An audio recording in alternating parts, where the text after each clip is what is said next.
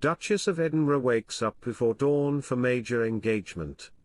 The Duchess of Edinburgh represented King Charles at Anzac Day commemorations in London today, attending a dawn service at the Australian War Memorial at Hyde Park Corner. Dressed in all black, Sophie looked sombre as she participated in the early morning ceremony marking the sacrifices of Australian and New Zealand forces. The royal engagement comes as part of annual Anzac Day events held across the capital to honour the Australian and New Zealand Army Corps. The dawn service at Hyde Park Corner marked the beginning of a day of commemorative events for the Duchess, who stepped in for the King at this poignant occasion. Hello viewers, please remember to subscribe and click on the notifications bell icon, so you will be notified whenever we upload new cookies about the British royal family. During the dawn service, the Duchess laid a wreath to honour the fallen servicemen and women. Her schedule for the day includes further commemorative duties across London. The Duchess will attend a wreath-laying ceremony at the cenotaph later today. She will then participate in a service of commemoration and thanksgiving at Westminster Abbey. Duchess of Edinburgh linked to Prince Edward's changing reputation. The Duchess of Edinburgh has been credited for changing Prince Edward's reputation.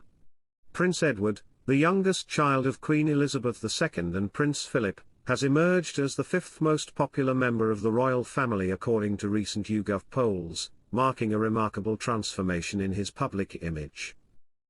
Only Princess Kate, the late Queen, Prince William and Princess Anne rank higher in public favour than the Duke of Edinburgh, 60, who once faced significant unpopularity. The dramatic shift in public perception comes nearly 4 decades after what many considered his biggest mistake, the controversial It's a Royal Knockout television event in 1987. Experts now suggest the once controversial royal figure is on track to become a national treasure. The It's a Royal Knockout event saw 4 teams of celebrities, captained by Edward, Prince Andrew, Princess Margaret, and Sarah Ferguson, competing at Alton Towers in Staffordshire. Despite attracting 18 million viewers and raising £1.5 million for charity, the show proved disastrous for royal dignity. The defining moment came during a press conference when Edward asked journalists if they had enjoyed themselves, unaware they hadn't been allowed to watch the event. After nervous laughter from the press, Edward snapped, "Well, thanks for sounding so bloody enthusiastic," before storming out. It later emerged the Queen had not approved the show, which was dubbed an excruciating mistake by her biographer Ben Pimlott.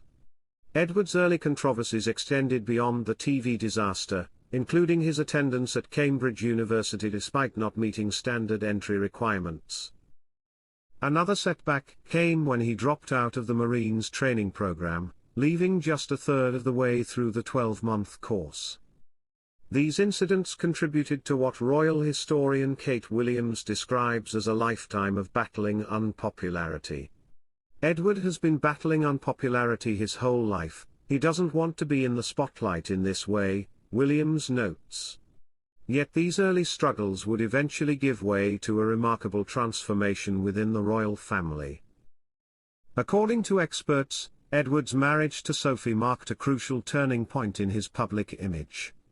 The couple chose a quieter wedding at St. George's Chapel in Windsor Castle, breaking from the grand Westminster Abbey ceremonies of his brothers. Royal historian Kate Williams explains, marrying Sophie was Edward's most brilliant idea. There are many royal spouses who have been the making of their husbands, and Sophie is absolutely it. The low-key approach proved successful, with Williams noting, Sophie has this quiet wedding, but the consequence is it created Sophie's long-term popularity because she didn't have this giant wedding. Today's royal experts see Edward as a vital figure within the monarchy, with a dramatically transformed public image. Historian Dr. Tessa Dunlop observes, he's come good as our Edward, the young un, who had a few difficulties in his time, lest we forget. And now, I think he's almost on track to become something of a national treasure, which no one would have predicted in the 1980s. Richard Kay, a former confidant of Princess Diana, adds, "It's hard to believe that only a couple of decades ago Edward's prospects of any kind of major role in the royal family seemed remote to say the least, but he has come through. He has become the original safe pair of hands." Prince Edward lifts lid on marriage to Duchess of Edinburgh in candid admission. The Duke and Duchess of Edinburgh have revealed the secret to their 25-year marriage during their current tour of Nepal, being best friends who rely on humour. Prince Edward sweetly declared, "Because we're best friends," when asked about their enduring relationship, with Sophie nodding in agreement. The Duchess emphasized the importance of humor in their partnership, particularly during royal tours. "Oh, there's always got to be humor," she said. "Especially when you're traveling and you've got no idea what's about to happen. You've got to laugh." The royal couple made history by becoming the first members of the royal family to attend the annual Gurkha Station parade. During the landmark ceremony, they joined new recruits and their families as 274 young Nepalis swore allegiance to King Charles.